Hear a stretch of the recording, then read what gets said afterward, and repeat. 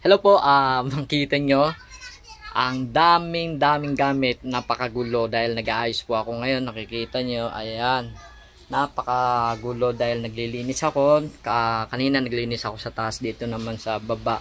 Ayan, so dahil wala tayong ginagawa at wala tayong biyahe ngayon, ang gagawin lang natin ay maglinis sa maghapon. Kaya samahan nyo po ako maglinis.